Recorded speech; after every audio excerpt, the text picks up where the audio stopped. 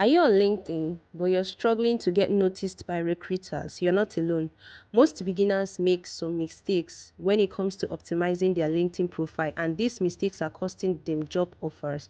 Let's go through some of the mistakes that beginners make on LinkedIn app. First of all, look at this screenshot I had here. The verification badge is not there, right? You should be able to verify your profile page on your LinkedIn.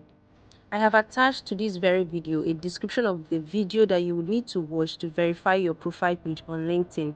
Next mistake that beginners make on their LinkedIn page. Let's talk about the bio or the headline. Look at this particular bio. It says BSc Political Science, Unizik, Operation Agent and Global Tech Data Analytics. This is not the correct way to write your bio. Your bio should have keywords that highlight your skill and your roles that you're aiming for, in case if you're looking for a job. And these keywords should be something that is searchable, something that is in search engine optimization, so that if someone searches for that particular skill, your profile pops up. So this is not a place for you to start talking about your education or your qualification in terms of your BSc or your masters and all of that. So this is a mistake that you should avoid as a beginner. Your bio should have a good description using keywords, searchable keywords that will lead, so that if someone is looking at your profile, they will know that this is the skill that you're having. Okay. Next, let's talk about the background image. This person right here, this beginner right here, has no background image, and this is not a good optimization practice. You should use good background image that matches your personal and your professional brand and conveys the unique message that you're passing across, which is your personal brand, right? For example, if you're a software engineer, your background image could be an image of a laptop with blurry quotes and all of that. But if you're into social media management, say for example, your background image could be image of icons or favicons of social media applications, and that's totally fine. So you should use high quality images in order to boost your profile on your LinkedIn page. Next is your LinkedIn profile picture. This picture right here as a LinkedIn profile picture is not a professional picture that has drink, your water, your two fingers in the air is not even professional at all. Your profile picture on your LinkedIn should be able to be casual, still portraying that professionalism, right? You shouldn't use a blurry selfie or just a casual picture and all of that. It should be clear, professional, and approachable. Something that draws people to you, having a smile on your face, using high quality pictures, well lit pictures, pictures that show your face very well, your camera straight into your eye, and then a neutral background. For example, right, when you talk about the background image, you shouldn't use just any random picture. Like for example, this picture right here is a bad picture to use for your LinkedIn profile page. So beginners should please avoid this mistake, because it doesn't create a good professional image of you nor your background as a career person. Next, let's talk about the summary section. So beginners often make this mistake of leaving their summary blank or just writing something vague. Even the AI there is saying write a summary to highlight your personality or your work experience.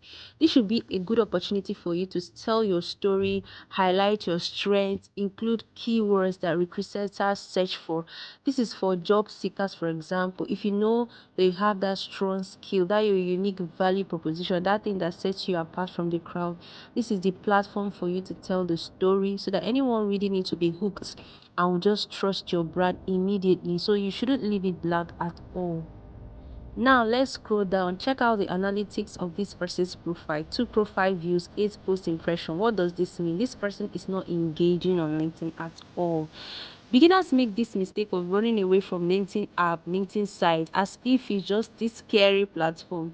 Yes, LinkedIn is a professional platform for high-tech, career-minded people, but it's also a social media platform for you to actually engage, get to know people, connect, make friends, talk to people in their DMs. It's not such a scary platform at the end of the day. So your engagement as somebody that is a beginner shouldn't be this low. You should be able to engage, check out profiles, have impressions, post things, share yourself, share about your brand. Do not limit yourself. Do not think, do you have something meaningful to share? No. Go out there, make impressions. At the end of the day, your analytics as someone that's engaging on LinkedIn is not going to look like this as a beginner. Okay? Next mistake is on experience and skills section of your LinkedIn profile page. Personally, I prefer that you start your experience with the most recent one, and your experience should be tailored down to the brand that you are building on LinkedIn. Your brand should not say, I'm a software engineer, and your experience is showing something else. And even if, yes, you might have experiences that are not related to the brand you're creating, but they should not be in the most recent experiences you're sharing on your profile page, right? Because someone going through them is trying to get to know you. You shouldn't be scared to put yourself out there. If you're a beginner, yes, there might be internships you've done, volunteer work, certifications. Recruiters want to see all of those initiatives on your experience section, not just as a job title.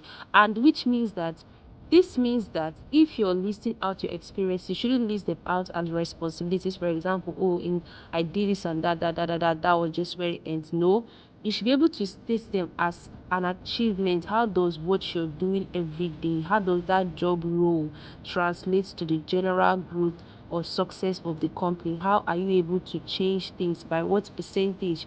Put numbers. So these are what should be on your experience section in your LinkedIn profile page. This is one of the mistakes that beginners also make. Now, the very last mistake that beginners make when it concerns their LinkedIn profile page, their optimized LinkedIn profile page, is that they do not put a closing call to action button. For example, with all your experiences, with all your background, with all your profile picture, professional profile picture, you don't have a place, you don't have a site, you don't have an email address or a phone number that recruiters should reach out to you with. How is that even possible? You should be able to put that in your profile right there. If it's your portfolio link, you should put it there. If it's your email, let them know that they can reach out to you through these means. Okay, so when you're done with all of these things, I'm pretty sure that recruiters will be able to reach out to you. You'll be able to see your profile highly optimized, and at the end of the day, you can land that dream job that you really want to. Thank you for watching this video. If you got value from it, let me know in the comment section. If you have any video you would like me to share content on based on your pain points, let me know also in the comment section, and I'll be happy to do that. Bye until the next one.